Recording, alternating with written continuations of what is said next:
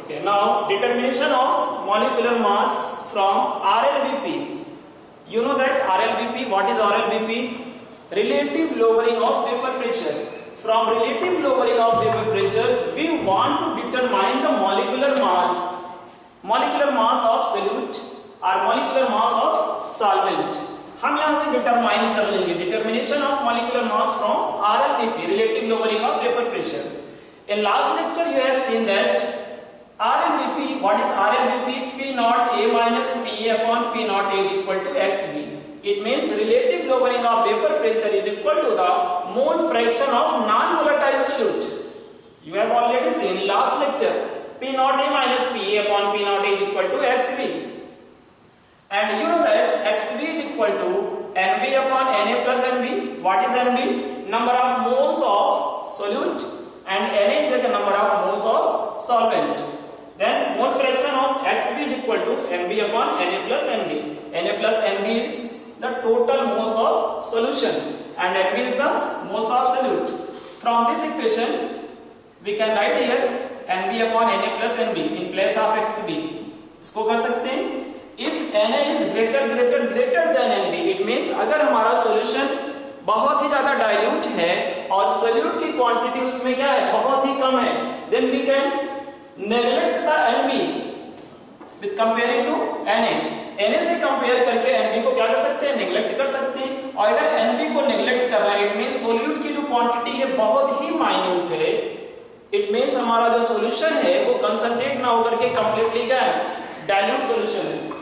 तो अगर ये dilute solution है, then we can write P naught A minus PA upon P naught A is equal to NB upon Na. ये हो जाएगा. NB को कैंसिल कर देंगे यहाँ से, क्योंकि solution में NB को हटा के रखेंगे. Then NB upon Na.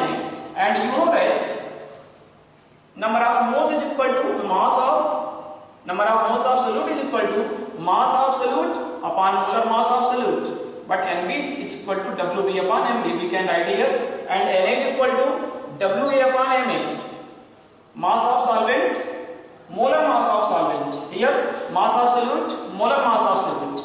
Then in the place of NB and Na, we can write this equation P naught A minus PA upon P naught A is equal to WB into MA upon MB into WA. What is P naught A? Vapor pressure of liquid A in pure condition. PA is the partial vapor pressure of liquid A. WB. What is WB? Mass of solute. MB, molar mass of solute. MA, mass of solvent. Molar mass of solvent. And WA, mass of solvent. Then from this equation, if we have 1, 2, 3, 4, 5, 6, 7 इतनी सारी values में अगर हमें जो है एक किसी की वैल्यू नहीं पता है, WB की या MA की या WA की, तो यहाँ से हम इसको कैलकुलेट कर सकते हैं. इट मींस मॉलिक्यूलर मास को डिटरमाइन कर सकते हैं. MA को भी निकाल सकते हैं यहाँ से और MB को भी निकाल सकते हैं, मॉलिक्यूलर मास को निकाल सकते हैं. अगर हमारे पास क्या है, सोल्यूट की क्वांटिटी है और सॉल्वेंट की क्वांटिटी है, then we can calculate MB or MA from this equation. After this, our next topic is ideal solution. What is ideal solution? Ideal solutions are those solutions which completely follow the Raoult's law. Those solutions which completely follow the Raoult's law over a long range of entire range of concentration. Concentration और temperature के हर range पर जो Raoult's law को follow करे. It means किसी भी concentration पर, किसी भी टेम्परेचर पर ऐसा लॉ जो राउल्ट्स लॉ को फॉलो करे, उसको क्या कहते हैं, आइडियल सॉल्यूशन कहते हैं. दो solution which follow the Raoult's law entire range of concentration and temperature. अब इसके लिए कुछ कंडीशंस होती हैं कि ऐसी कौन-कौन सी कंडीशंस हैं जिस पर हमारा आइडियल सॉल्यूशन चलता है. तो फर्स्ट कंडीशन है आइडियल सॉल्यूशन आर दो सॉल्यूशन व्हिच शोज, क्या दिखाता है, PTH. This is pressure, theoretical pressure. This is P observed, practically pressure. It means अगर जो है किसी सॉल्यूशन का जितना theoretical pressure है वो theoretical pressure practical और experimentally और observed pressure के equal है, then वो solution कैसा होगा, ideal solution होगा. फिर से समझिए इसको. If the theoretical pressure of the solution is equal to the pressure of the solution, then the solution will be ideal solution. Okay. Next point or next condition for ideal solution, there is no change in volume. It means those solution which shows no change in volume after mixing the solute and solvent, then this type of solution are called ideal solution.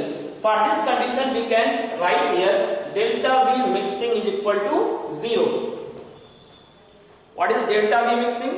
It means, suppose that we have taken here two container. In first container 50 milliliter solvent and in another container 50 milliliter solute. A and B. Solvent हमारा 50 millilitre है, इसको हम A कह रहे हैं, और B क्या है, सोल्यूट है, 50 मिलीलीटर है. अब इन दोनों कंटेनर को एक दूसरे में क्या किया, मिक्स कर दिया यार. A को हमने B में डाल दिया, कंटेनर A के लिक्विड्स को कंटेनर B के लिक्विड्स में ऐड कर दिया. 50 मिलीलीटर इसको हमने लिया था और 50 मिलीलीटर इसको लिया था. After adding the liquid A in liquid B, if we have find the 100 milliliter of the volume of the solution, अगर हमें 100 मिलीलीटर मिलता है, कब, जब हम 50 मिलीलीटर को इस 50 मिलीलीटर में ऐड कर दिया. 100 मिलीलीटर मिलता है, it means there is no change in volume. जितना वॉल्यूम हमने लिया था मिक्स होने के बाद, सोल्यूट और सॉल्वेंट के मिक्स होने के बाद भी अगर उतना ही वॉल्यूम हमें मिल रहा है, you can say that in reactant form. Reactant form में कितना है, 100 millilitre, and in product form में कितना मिल रहा है, 100 मिलीलीटर. जो नया सॉल्यूशन बन रहा है, उस नए सॉल्यूशन में जो वॉल्यूम आ रहा है वो वॉल्यूम कितना आ रहा है, 100 millilitre. It means no change in volume.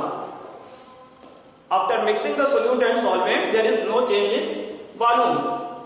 Then you can say that no change in volume, the solution in which no change in volume is called ideal solution. Or you can write delta V is equal to solution minus solute plus solvent.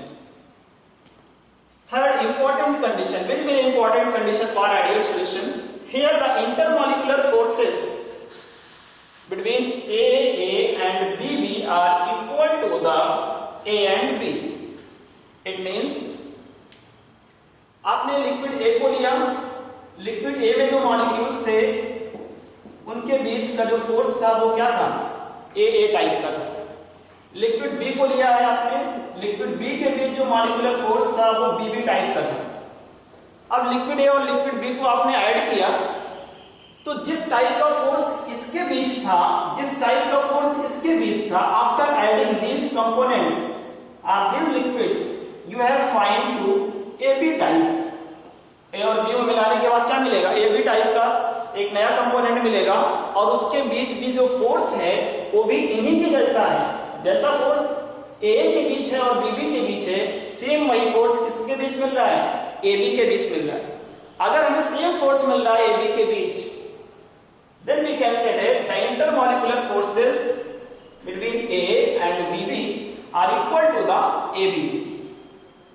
अगर intermolecular force after mixing same आ रहा है, intermolecular force में ना तो increment हो रहा है, डिक्रीजमेंट हो रहा है, फोर्स ऑफ अट्रैक्शन सेम बना हुआ है, then we can say that the solution will be ideal solution. It means there is no change in the intermolecular force after adding the solute in the solvent.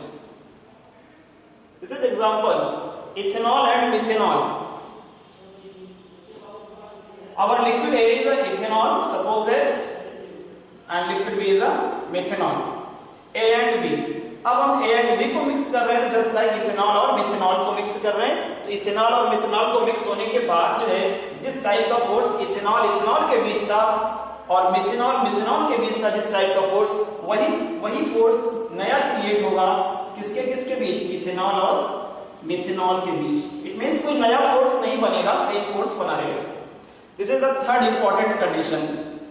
You have seen first condition for ideal solution, second condition and third condition, and next condition, fourth condition, no change in enthalpy. No change in enthalpy. Enthalpy को delta H, change in enthalpy को delta H से denote करते हैं। Delta H is equal to 0 the solution in which no change in enthalpy is found, then this type of solution is called ideal solution.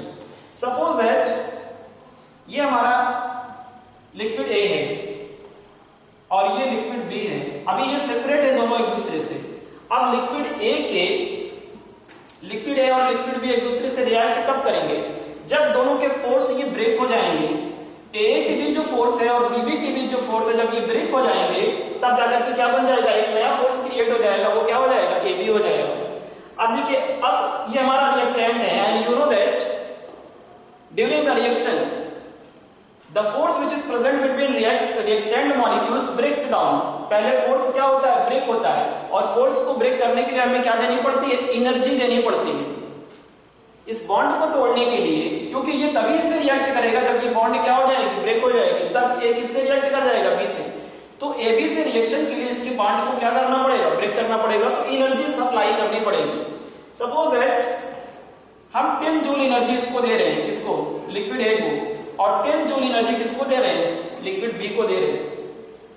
But जब ये react करेंगे, product बनाएंगे, तो product में AB type का force बन रहा है और प्रोडक्ट के बनने में एनर्जी रिलीज होती है। इंपॉर्टेंट, इसको नोट कर लीजिएगा। AB जब भी प्रोडक्ट बनेगा तो वहां पे क्या होगा, एनर्जी रिलीज होगी, ऑलवेज एनर्जी रिलीज होती है। तो यहाँ पे आपने 10 जूल इसको दिया, 10 जूल इसको दिया, it means total joule, total heat कितना सप्लाई किया, 20। और यहाँ पे आपको जो हीट रिलीज हो रही है प्रोडक्ट के बनने के बाद, वो कितना रिलीज हो रही है, 20 जूल रिलीज हो रही है हीट। और 20 जूल अगर रिलीज हीट हो रही है तो then you can say that इधर जितनी आपने हीट दिया है वो हीट किसमें है, प्लस में है, और इधर जो हीट आपने देखा जो हीट रिलीज हो रही है वो किसमें होती है, माइनस में होती है। दोनों का साइन चेंज होता है। तो यहाँ पे आपने 20 जूल प्लस दिया और इधर आपको क्या मिला, माइनस 20 जूल मिला। अगर ये दोनों इक्वल है, ओनली साइन का डिफरेंस है, it means there is no change in enthalpy. Delta H is equal to 0, 20 से 20 कैंसिल आउट हो गया, प्लस माइनस, तो there is no change in enthalpy. तो these are the 4 conditions which proves the ideal solution। कौन से ideal solution होंगे, कौन से नहीं होंगे, यही 4th कंडीशन उसको क्या करेंगे, प्रूव करेंगे। अब इसके लिए एग्जांपल्स देखिए। अभी हमने एक एग्जांपल हमने आपको दिया इथेनॉल एंड मिथेनॉल का। Next example you can write here, normal hexane and normal heptane. Normal hexane और नॉर्मल हेप्टेन भी, इनका जो मिक्सचर बनता है हेक्सेन और हेप्टेन का, वो भी क्या बनाता है, आइडियल सॉल्यूशन को फॉर्म करता है।